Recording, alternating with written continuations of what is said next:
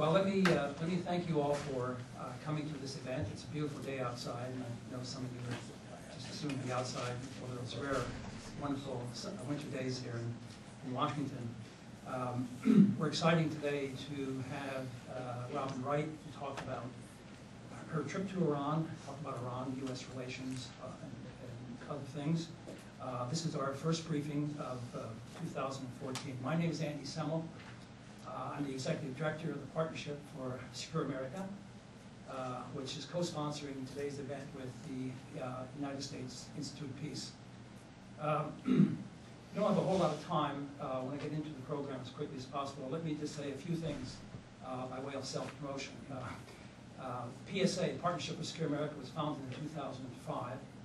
It was founded then by former Congressman Lee Hamilton of Indiana and the late former Senator Warren Rudman of New Hampshire. The fundamental mission of PSA since that time has been to do what we can to promote fact-based, bipartisan approach to foreign policy and national security. The PSA produces occasional bipartisan policy statements. Our most recent one earlier this spring was on climate change and national security. We have a number of retired military personnel who are supporting that very vigorously. We have a highly successful congressional partnership program, which is aimed at congressional staffs, and that's funded by the Carnegie Corporation of New York. We're very proud of that program. As you all know, the USIP is the preeminent U.S. organization dedicated to addressing and resolving conflicts in the world. We're pleased to collaborate with USIP on panels like this one today. This is the 11th policy briefing in our collaboration.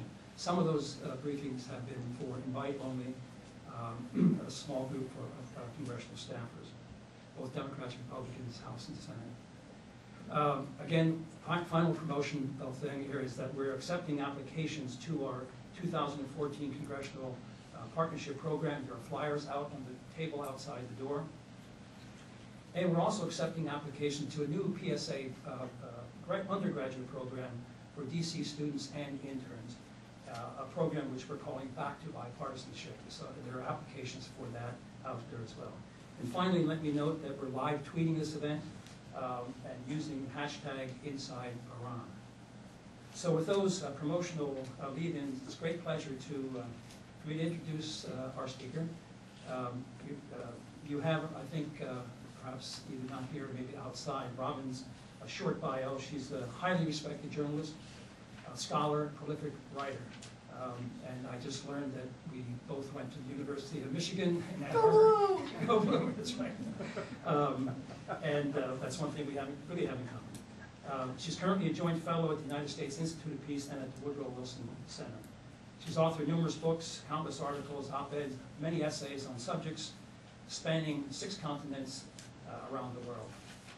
Among her several books on the Middle East and on Iran include Rock the Kasbah, Rage and Rebellion Across the Islamic World, which won the prestigious 2012 Overseas Press Club Award for the best book in international affairs. She's also the author of the Iran Primer, Power, Politics, and U.S. Policy Dangers, 2 of her books. She's a frequent contributor to daily and periodical media, information, scholarly outlets, ranging from the New York Times, Time Magazine, Foreign Affairs, and just about every other publication of professional and public interest. And she's also recently appeared in PBS NewsHour, Meet the Press, Charlie Rose Show, the list goes on and on. She just returned last month from a trip to Iran, a country that she's visited dozens of times since the 1970s, since the University of Michigan, I guess.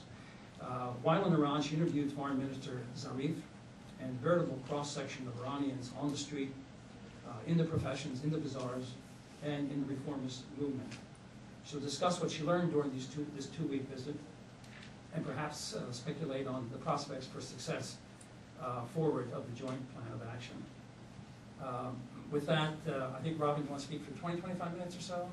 Or whatever. Who knows? Whatever. You never know what's going to come out of my mouth. But after that, we're going to open the floor for questions and a dialogue between Robin and the rest of you. So please join me in welcoming Robin Wright.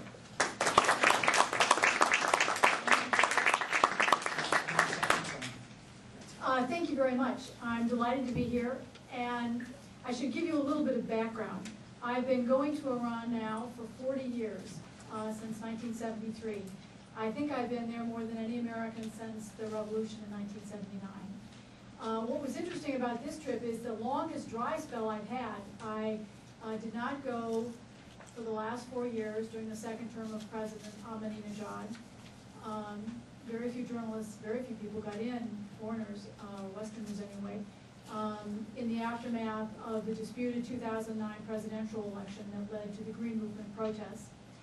But I met with President Rouhani this fall in New York, and I've known his foreign minister, Zarif, for almost 25 years. And so I proposed going, and very quickly was given a visa. It was an extraordinary trip.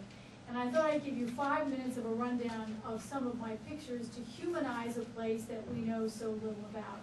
So I'm going to give you a lot of its faces, a few places, just to give you a sense of what Iran looks like today. And I'll stop a couple of places and offer you explanations. This is the holy city in Qom, the holy shrine in Qom. It's one of the most beautiful buildings in the Islamic world. Qom is the center of Islamic learning. But what was so interesting to me was the fact that the clerics are preaching a different line in Iran today.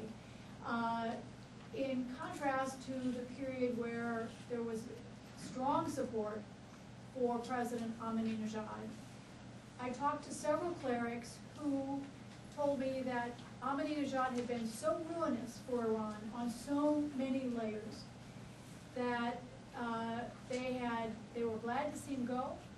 And one of the Grand Ayatollahs told me that the majority of clerics in Iran had voted for the new president, Rouhani, which I thought was in many ways as important as how the population voted. This is, after all, the world's only modern theocracy.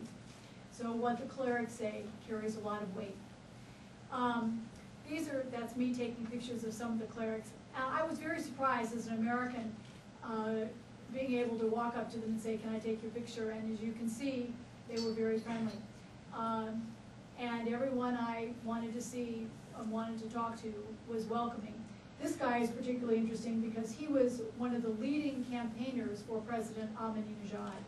And he could not complain enough about the era of the hardliners and how much Iran needed change, and how much he would like to see renewed relations with the United States. And again, I thought that was quite an important sentiment. He even said he had friends in Minnesota, and he looked forward to having them visit him in Iran and for him then to go to Minnesota. And this was in January. I wanted to tell him wait until July. This is Grand Ayatollah Sana'i, and he is a fascinating character. He's one of only 12 Grand Ayatollahs in the world, and I've been to see him several times, but he has not been allowed to give an interview because he is such a reformist for the last 5 years. And when I said to him, "What's changed?" he said, "Most importantly, that they let me see you." And the fact that he is now speaking out, being allowed to talk. He is quite a feminist. He is a great advocate of women's rights, and he has even issued a fatwa, a very controversial fatwa, saying that a woman can have an abortion for more than incest or rape. That if a family is unable to provide a decent life for a child, that he will not only condone her decision or the family's decision, but he will write her a letter to the hospital in case she has any problems. And he is one of the leading reform advocates. Now, I love this picture because it was at Ayatollah Khomeini's tomb. And this little thing was so fashionable, I thought she broke all the stereotypes. This was a group of girls I met. They were doing their ecology class in a public park in Tehran. And they were so excited to meet an American, and they wanted to show me their plants and talk about the United States. And they had no inhibitions at all about having their pictures taken. The interesting thing about Iran is that since the revolution, the quota of education for girls has soared.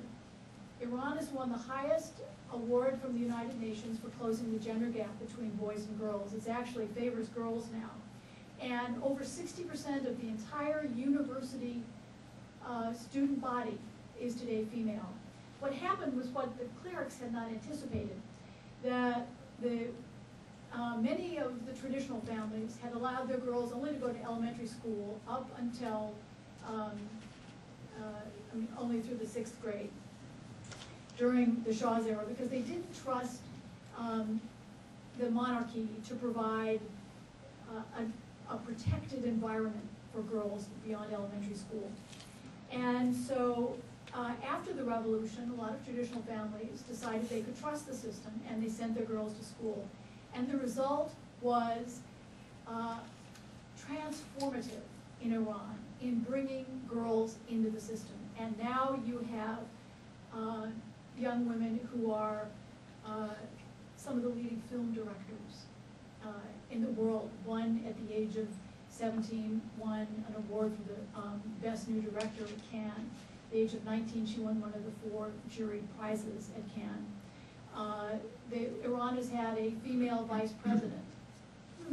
What country is it that hasn't had a female vice president yet? The women are very much integrated into all aspects of life. They drive. This is not Saudi Arabia. They are very much in all of the professions. The fact that there was enough of a legal class that one woman who was a human rights activist could win the Nobel Peace Prize. And they span the gamut. You know, they are traditional. They are very modern, very hip. There is, you know, we tend to lump all Iranians in one basket, and they are quite different. This is my favorite. She's young. She just has more wrinkles than the others. Young in spirit, anyway. One of the interesting things about Iran is that its population, the vast majority of its population has been born since the 1979 revolution. And that has been critical. What happened after the revolution was the clerics said to women to breed an Islamic generation, and boy did they. The population doubled from 34 million to 62 million in a decade. And the clerics then recognized that they had to feed, clothe, house, educate, and eventually employ all those young people. And the clerics lowered the voting age for men and women to 15. And this really changed, put new pressures. And I often say this is the moment that the government of God plummeted to earth. And so Iran instituted one of the most dramatic family planning classes in the world, and one of the programs. Everything in Iran was free. Condoms, Norplan, IUD, tubal ligation, Norplan, vasectomies. The Supreme Leader issued a fatwa on vasectomies. The big water tower in Tehran said in both English and Farsi, vasectomy clinic here. The clerics on UN Population Day would give lectures about that families should have just 2 children per family. They hired 35,000 women to go door to door to preach the benefits of family planning. And as a result, Iran brought the birth rate down from almost 6, just over 6 children per family down to under 2. But that has also changed the dynamics so that this post-revolution baby boom is going to stick with the system for 70 years. They are going to be the largest single block because you had this huge birth rate and then it plummeted. So the young are huge. I call them the determinators because they will determine the course of Iran's future direction. And today, somewhere between 25 and 40% of the young are unemployed. There are 1 million new people added to the labor markets every year, and the regime has to figure out what to do with them, and because they have the vote. So this is an interesting young man. He is the son of the mastermind of the American embassy takeover. We had a wonderful long conversation about his ambitions and what he wants to see in Iran. These were 2 dusters at the tomb of Ayatollah Khomeini. They sit there and they dust the tomb. That's the tomb behind him. This was on the day that they announced the deal. No, it's right. It was in December. What was it? There was something that happened in early December. Anyway, so I asked this guy what he thought. He's a carpet dealer down at the Grand Bazaar. And he looked around, because I asked him what he thought, and he pulled this out. I said, take a picture.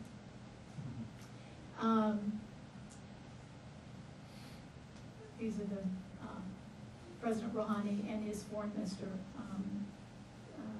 Zarif.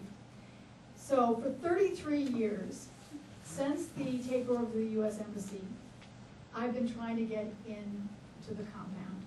I covered the hostage crisis. I stood at the foot of the steps of a plane in Algiers when the 52 Americans flew to freedom in 1981. This time, I got into the embassy. And what was fascinating is that it just wasn't a big deal. Every time I'd asked before, I'd been turned down. But this time, I had a Revolutionary Guard as a docent who took me all over the compound. This is at one of the front gates. There's a lot of the old imagery.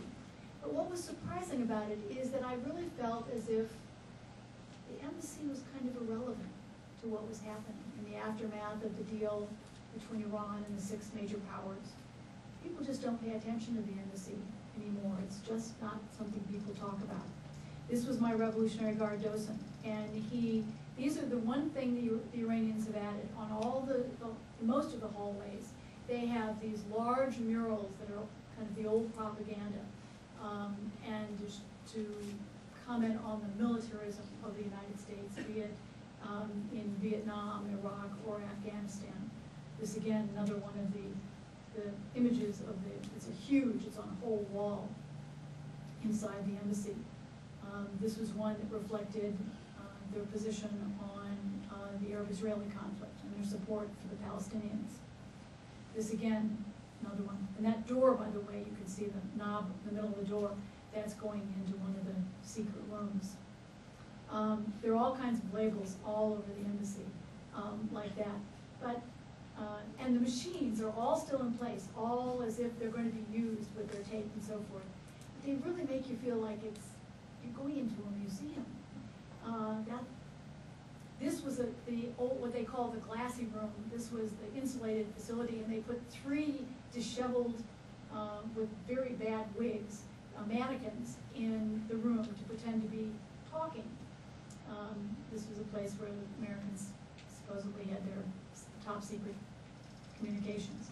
This is on the back of the wall behind the chancery. This is one of the, on the whole side of a wall. This, of course, is one of the famous billboards, or it's along the side of the building in Iran that goes back to the revolution. Now, what was really interesting is I went to see Ibrahim Askarzadeh, who was one of the 3 student masterminds in 1979 of the embassy takeover. And I've seen him several times now. And what was so interesting, now he's white-haired, he's clean-shaven, he's designer glasses, he's got a bit of a paunch. And I talked to him about what he thought about the U.S. Embassy today and relations between Iran and the United States. And he told me the story of how the original intention was for the takeover to last 3 to 5 days, and how events that once Ayatollah Khomeini approved of it, that they were then stuck, and that it went on longer than they thought, which was not what they intended. But he still is proud of the takeover of the embassy. But he also thinks that it's time to renew relations with the United States. He's all for reopening the embassy. And he said he was devoting all his energies to make that case. And he's even gone down on the commemoration of the embassy takeover on November 4th and give speeches to the students saying it's time to move on. This is one of the holdovers, one of the billboards. This stretches on across a high-rise 10-story apartment. This is President Obama next to, I'll mispronounce his name, Shermer, I think, who was one of the villains who portrayed the early Shiite martyr. And this is a holdover from the hardline era. No one's taken it down yet. But this was it says underneath it, American, it says stay safe, stay with us. And of course the implication is that if you do, Iranians and the Iranian Shiite population will again be betrayed. One of the things that was so striking to me is the lingering impact of the Iran-Iraq War, which now ended, 1988. We're talking almost 30 years. This was a family. I went down to one of the largest cemeteries in all of Asia. It's a place called Zahra's Paradise, after the Prophet Muhammad's daughter. And this is a section that's devoted to the martyrs of the war. And this family comes down once a month, and they, like many Iranians, they bring a picnic and they wash the grave and then have a picnic. And it's a quite moving ceremony. They tap the edge of the grave, and they will talk to the loved one. And after each has had their conversation, they then sit and have their picnic. And one of the things that struck me so much was I also went to several hospitals where, including the old American hospital in Iran, where chemical weapons victims are still dying. The CIA estimated in 1988 that Iran suffered 50,000 casualties from Saddam Hussein's chemical weapons. What they discovered in about 2000, was that there were more and more people showing up who had not been directly exposed to chemical weapons. And they had something called low-dose exposure. So they put ads in the paper all over the country saying, if you were ever in this area during this period, report to a clinic. And they didn't say why. And at one hospital, there were 22 men dying of chemical weapons in 2014. And today, Iran estimates they have another 70,000 who are suffering the lingering effects of mustard gas. And that will bring the death toll close to the number killed during World War I from chemical weapons.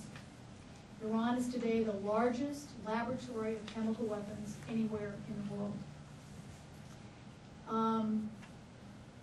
Again, more families. There were lots of pictures like this, families who come down. The war martyrs all have these boxes above their graves with mementos, either that have things that were with them when they died, pictures of them. In the case of some of those with flowers, that they denote that they were married. These are the posters that you find. This is again over a whole wall of the building, all over Tehran. These are some of the pictures of the martyrs who died. You know, we in the West like to think that it's economic sanctions that made such a difference in forcing Iran to the negotiating table. But it was at least equally, and maybe even more so, the fear of another war. And the number of Iranians, when I talked to them about the new nuclear deal, and I asked them, what they thought, they talked about the relief that they didn't have to worry about waking up the next morning and a bomb hitting them, whether it was from Israel or the United States, that they thought there was a prospect that they could live in peace. And that's, again, this war psychology. This was the grisliest modern Middle East war. It went on for 8 years. There were at least 123,000 Iranians killed, something close to 1 million casualties all total. And everyone in Iran has someone who died or was injured in the war. Again, the tulip is the symbol of martyrdom in Iran, so each of these men is a martyr, and that's the symbol. In fact, Iranians are very proud. They claim that they were the first ones to have the tulip, and it was the Dutch ambassador in the 18th century who took the tulip to Holland. They're very upset about this. They want to claim it. Now, again, we all think that there's the economy, that Iran suffers from sanctions. Well, one of the things that was so surprising to me was the booming amount of commerce, whether it was in the Grand Bazaar or whether it was in the glitzy shopping malls. You can get iPhones, iPads, iPods in any color at dozens of different stores. You can get Starbucks. There is a Victoria's Secret. It used to be at the old American Embassy, they would, at the commemorations of the takeover, they would give out these little cards saying, don't do business with these companies because they do business with Israel. And one of them was Calvin Klein. And I remember being so struck because I went from the commemoration up the main drag in Tehran, and there was a huge billboard of Calvin Klein. You know things had changed. There's the reality of everyday life that people don't, clearly sanctions has had an enormous impact, but there are a lot of other factors that have weighed in as well. And when we talk about crippling sanctions, we often overrate what's happened. Now, these are just some fun pictures. I went to an art gallery, and one of the interesting dynamics, again, is that the art scene in Iran is dominated by young women, and this was a series of pictures by a young artist. And this was a provocative series of 4. The 4th one, they wouldn't let me take a picture of because it was so erotic. And this one says, I don't know if you can see it, you need me, number 1, and they went up through number 4, and her mouth does different things with each one. This is a picture of the young artist. We had a wonderful conversation. She'd started out as an engineer, decided to go into art, and it's very interesting, the art scene,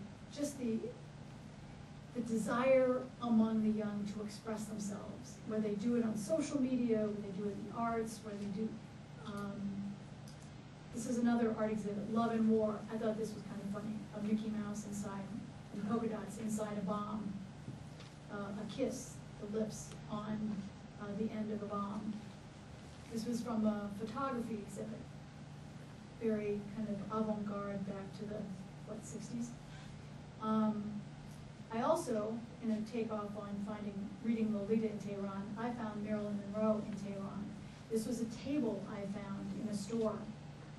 This was a set of pillows that this designer had made, each one with a sexy scene from one of Marilyn Monroe's movies.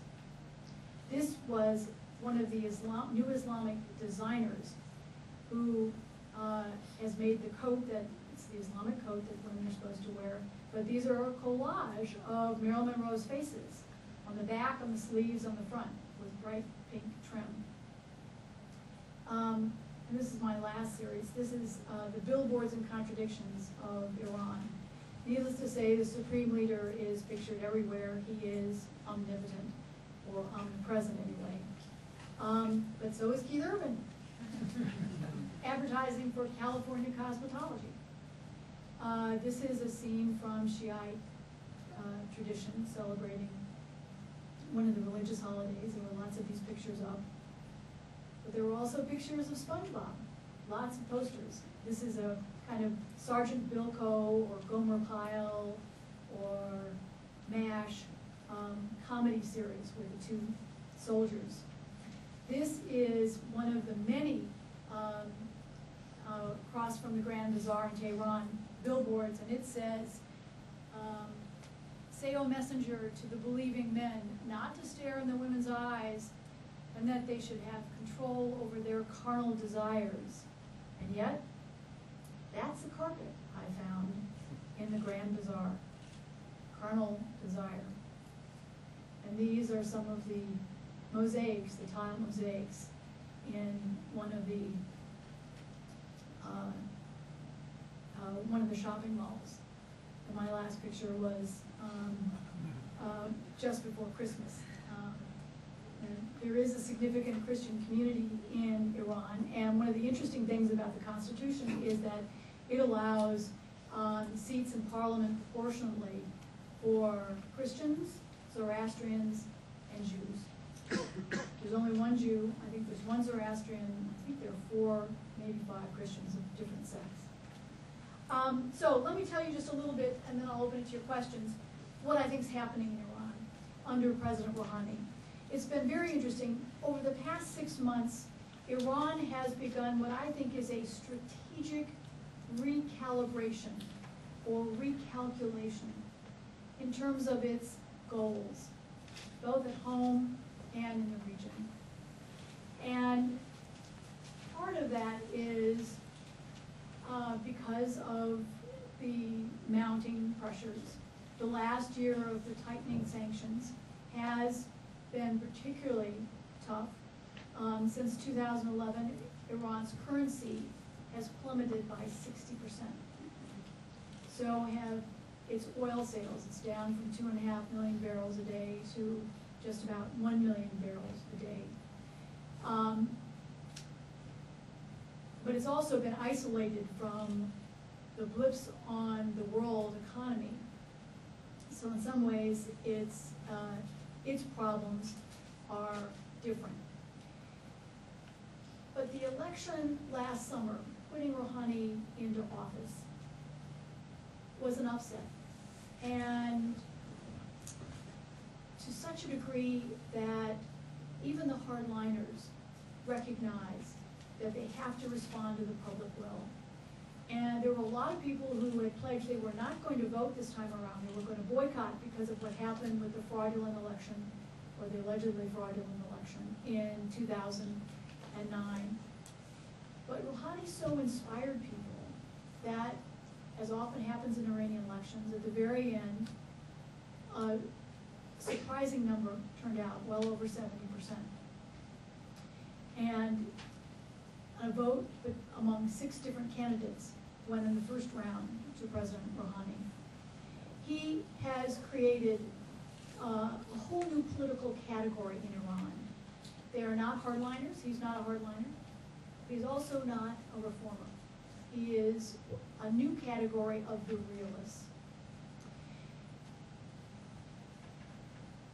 He is arguably the most powerful president Iran has had since the revolution, because he has kept the supreme leader on his side.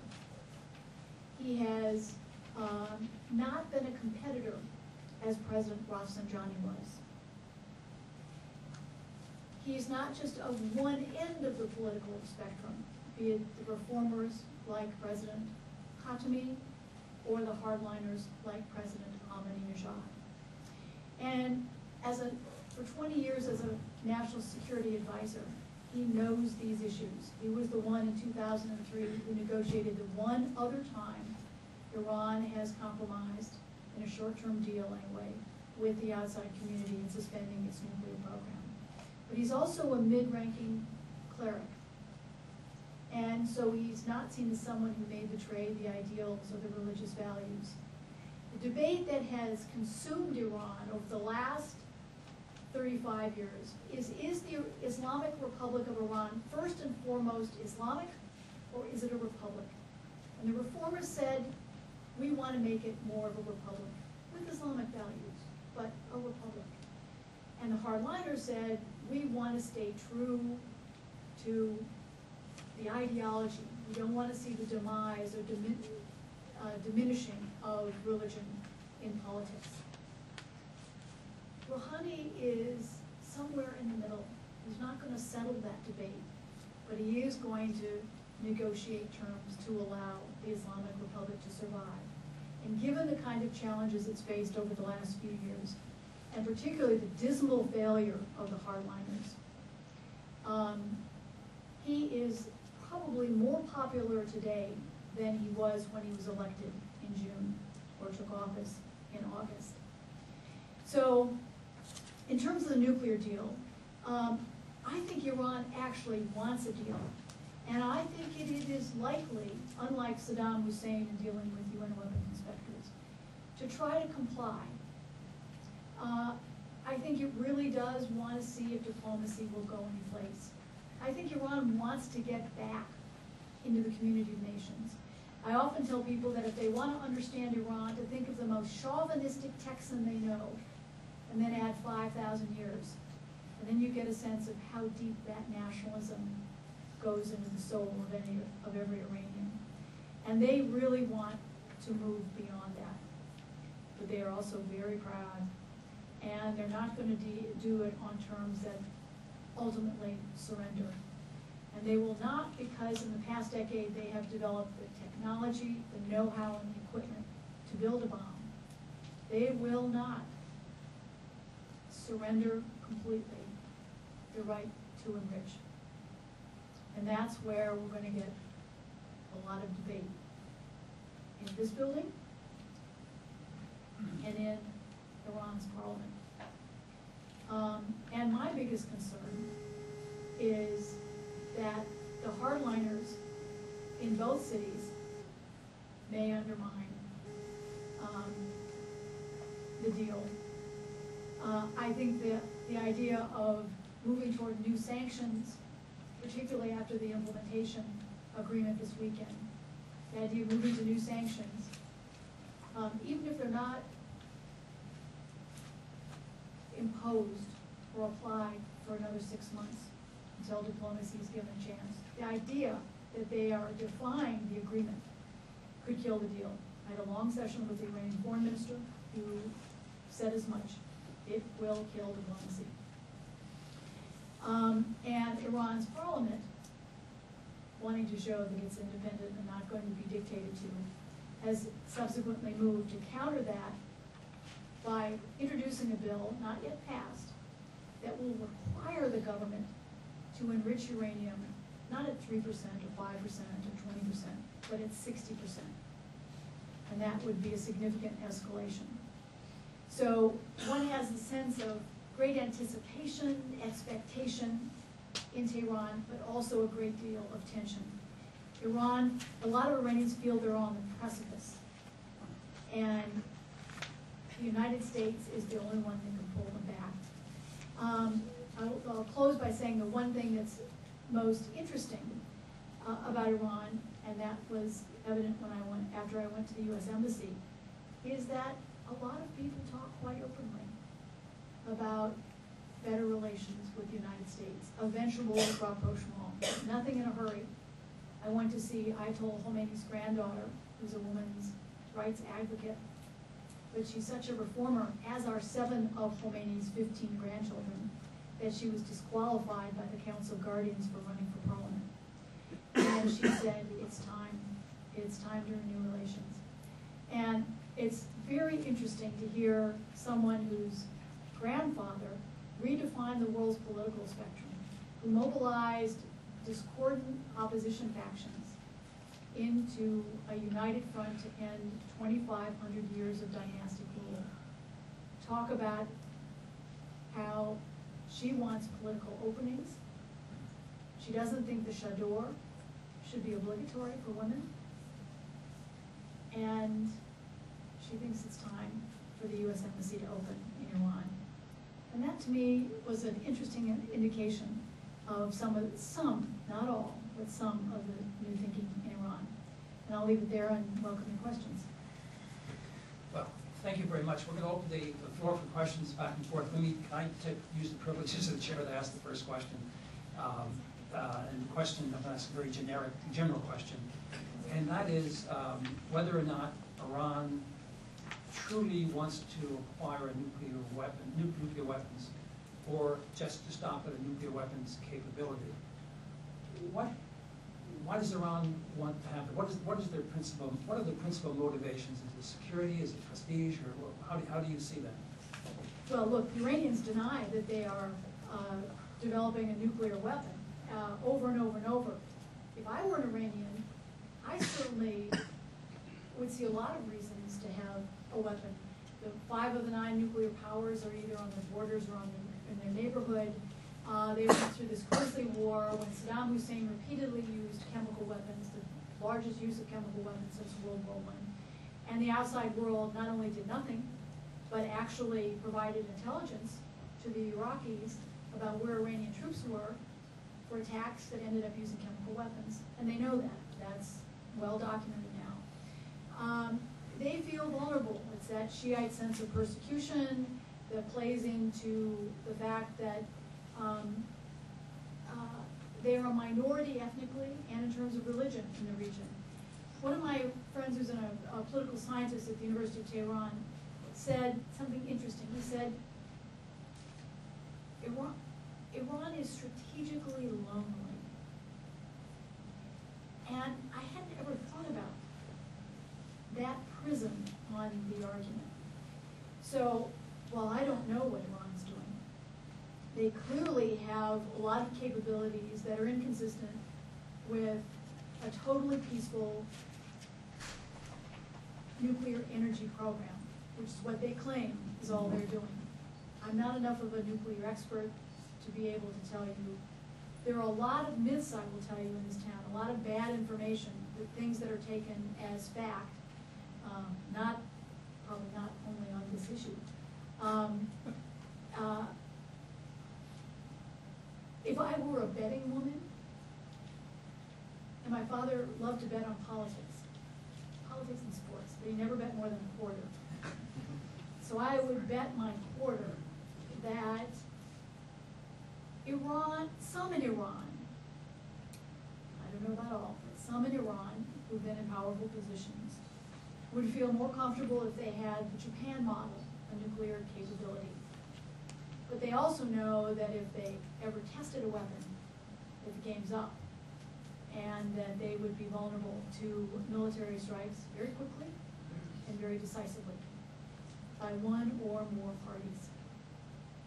So, but if the issue is security,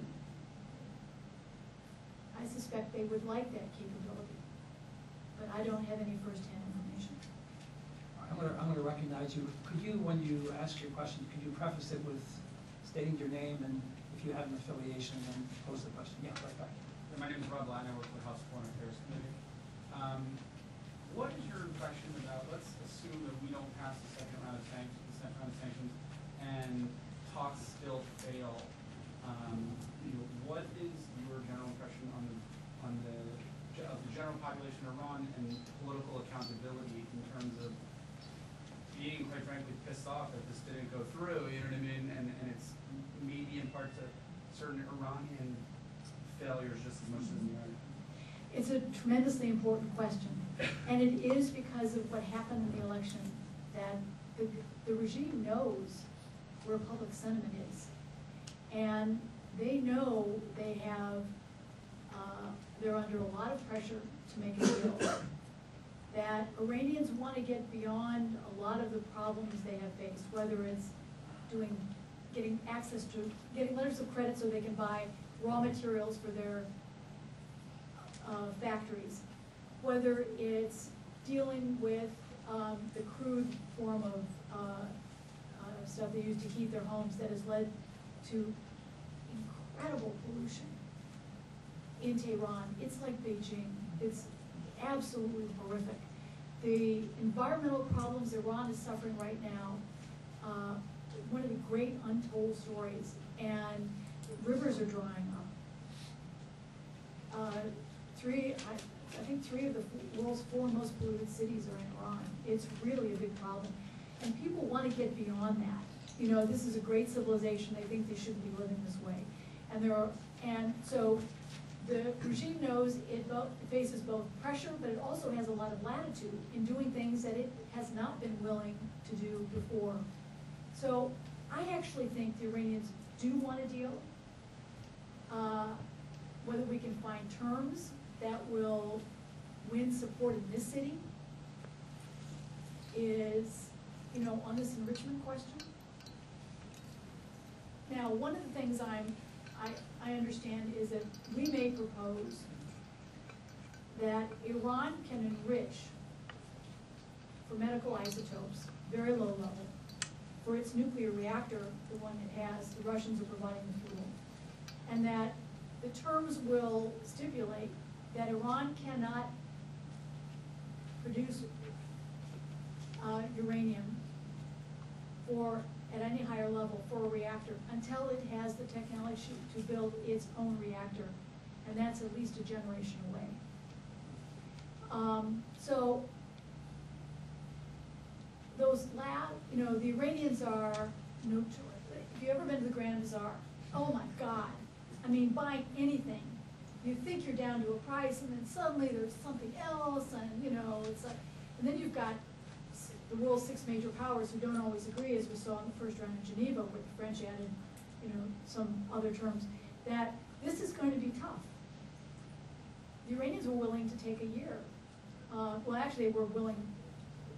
They called for it sooner, 3 to 6 months.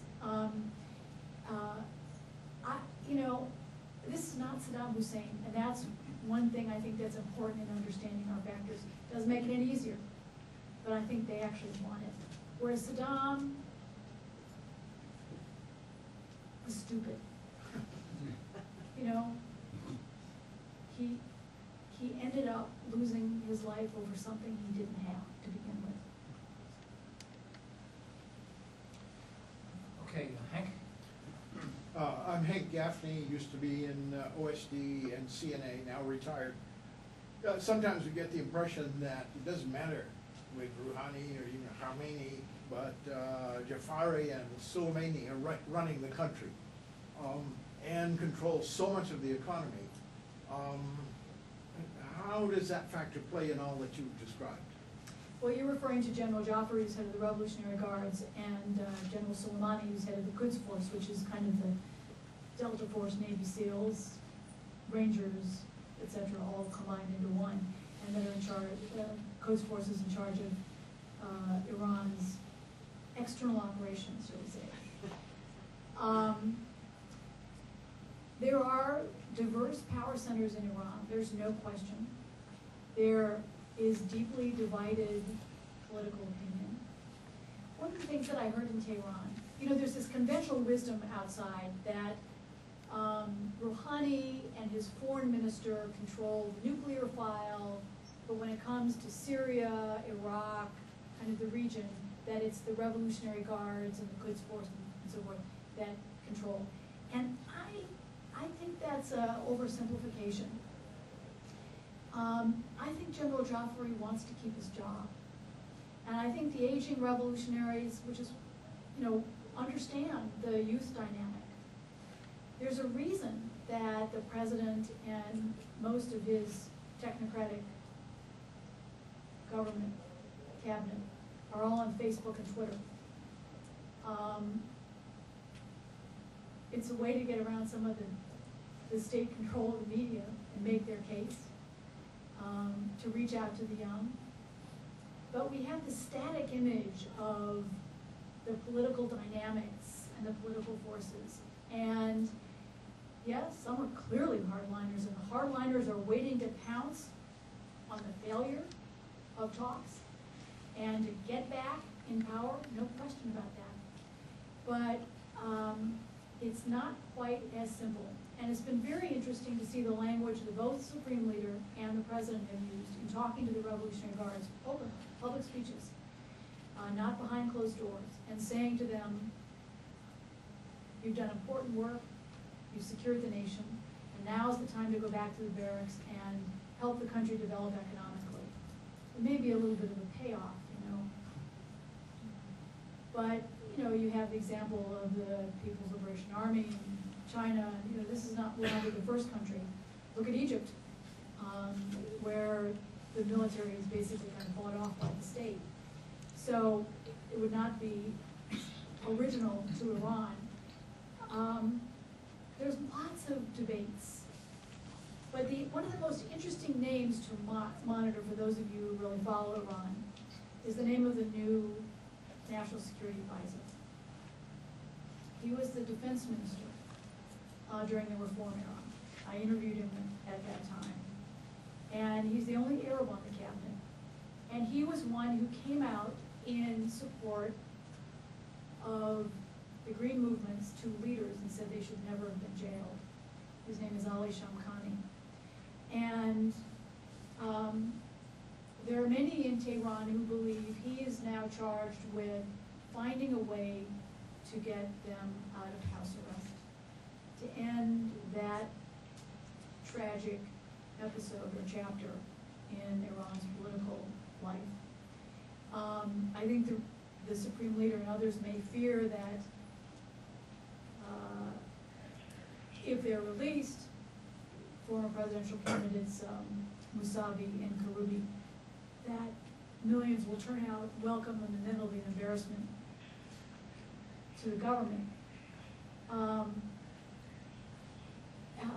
But this is a man who has street creds, who fought during the Iran-Iraq War, who was defense minister, who had the Revolutionary Guards. When he was defense minister, many of those who are in power now were junior officers.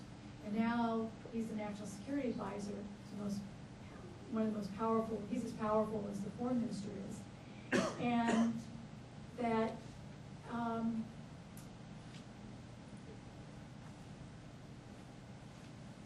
he is kind of a counterbalance maybe to some of the power of the Revolutionary Guards when it comes to policy. This government is young, 6 months, has a lot still to prove, but it'll be very interesting to see what he does. Okay, I'm going to call on Bud McFarlane. Let me note that Bud, who is here, is also a member of our board of advisors of the Partnership for Secure America, a prestigious board. Bud? Thanks, Andrew. Robin, thanks very much for coming. I envy you. The nuclear issue has understandably obscured the other elements on the agenda between Iran and the West, notably what one hears from the West, Washington in particular, about sectarian confrontation. I was interested in your comment about the Arab in the cabinet. Do you hear anything about hostility or any undertones even of Arab-Persian ambitions beyond their borders and so forth? And separately, there's support for surrogates and terrorism, Quds Force. How is this kind of explained away? Great questions. I actually have been at the hotel where you stayed, and they call it the Bud McFarlane Suite.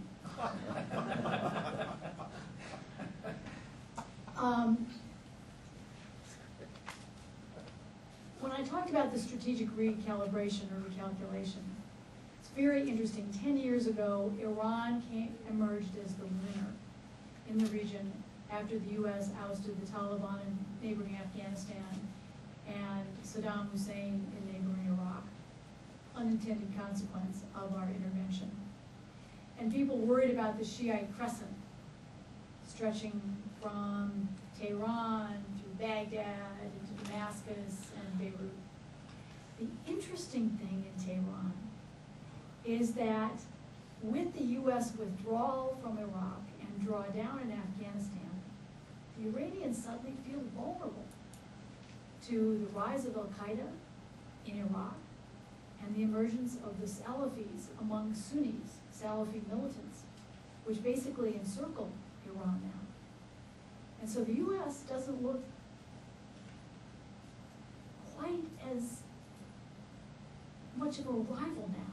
You know, they have a strategic interest, and it was very interesting talking to Ibrahim Oscarzadeh, the mastermind of the U.S. Embassy takeover, who said, we should fight Al-Qaeda, we can fight together in our terrorism war against Al-Qaeda. And, you know, this is not something you anticipate. So the strategic recalculation has a lot to do with the changing dynamics in the region.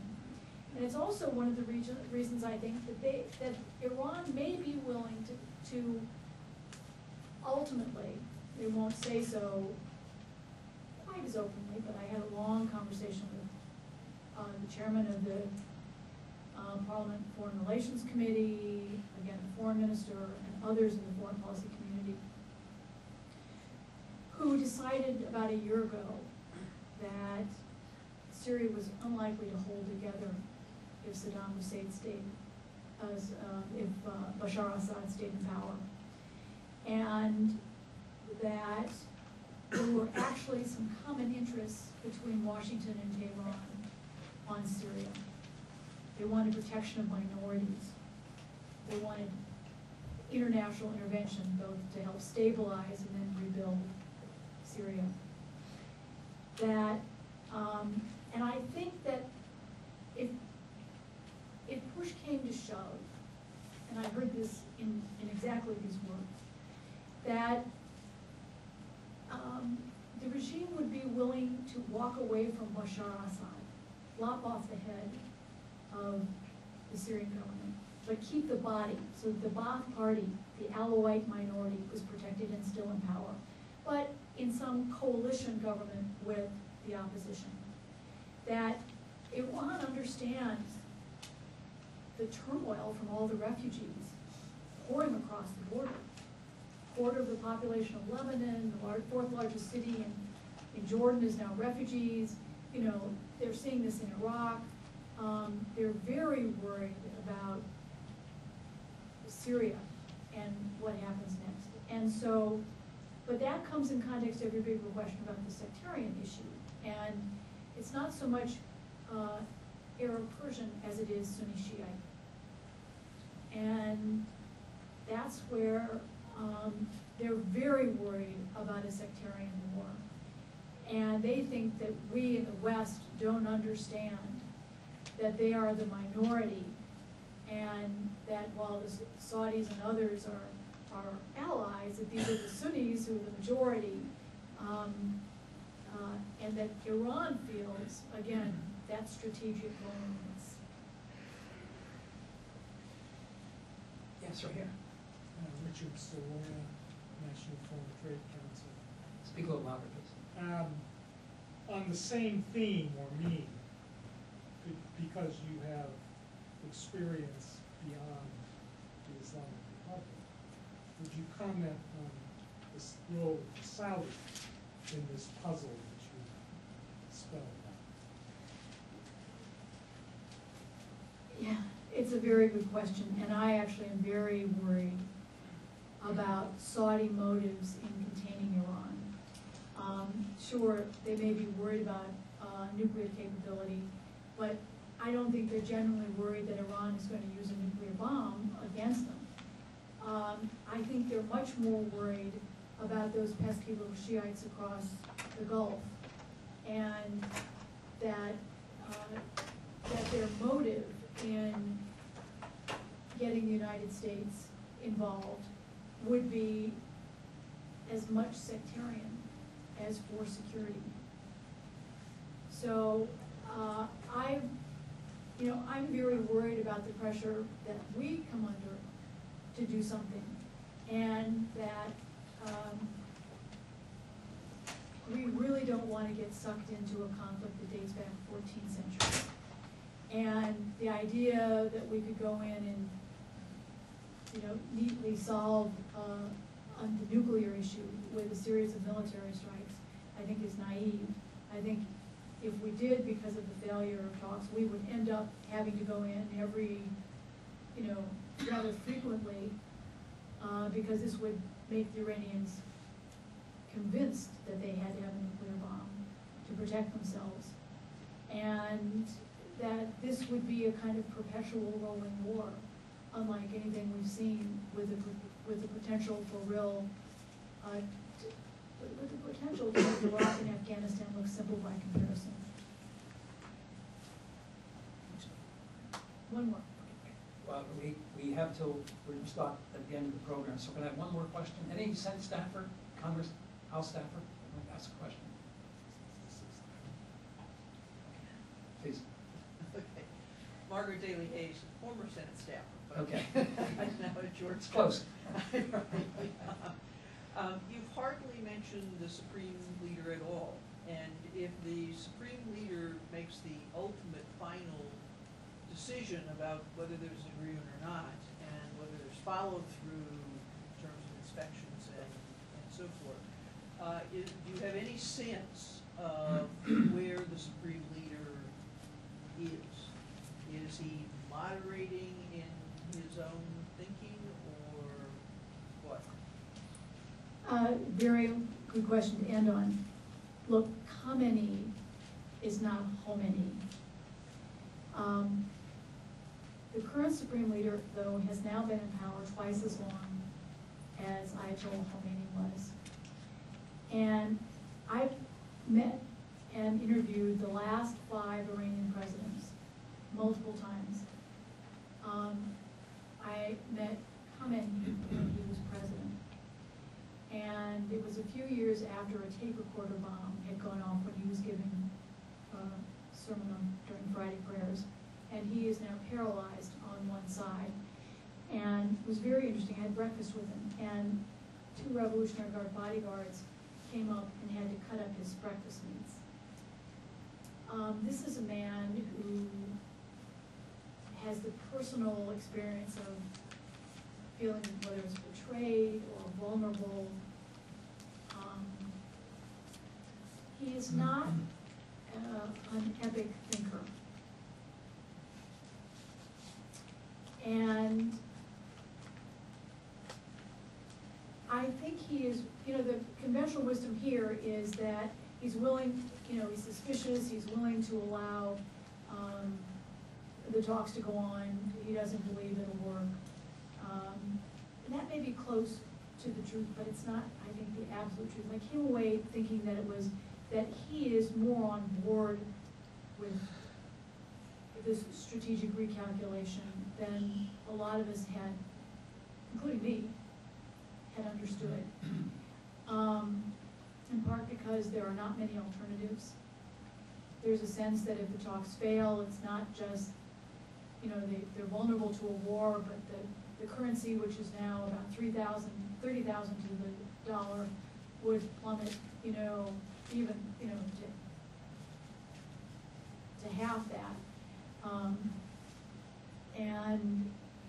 But that if they get a deal, that the currency's already stabilized since the deal happened, and that the economy could get, there's already a kind of consumer confidence that's returning to Iran. And so, he's the mystery for all of us. How far is he willing to go? He's an interesting guy. When I say he's not an epic thinker, I think that he listens to the noise. And the people who make the loudest noise grab his attention. And the hardliners for 8 years have made by far the loudest noise. And they still control both parliament and the judiciary. And maybe I'll end by saying the most important thing about the nuclear deal may not be what it does on the nuclear program, but may be what it does politically in offering Iran a different direction over the next decade or more. That everyone believes the parliamentary elections next year will be determined by the nuclear deal. If there's a nuclear deal, then more centrists and some reformers will get elected. Today, they only control 10% of parliament. That women's rights have no hope unless there's a nuclear deal, and that then gives the government more credibility in taking on issues of personal freedom, censorship, women's rights, human rights. That this nuclear deal is incredibly important for doing the things in Iran that the United States most wants to see happen.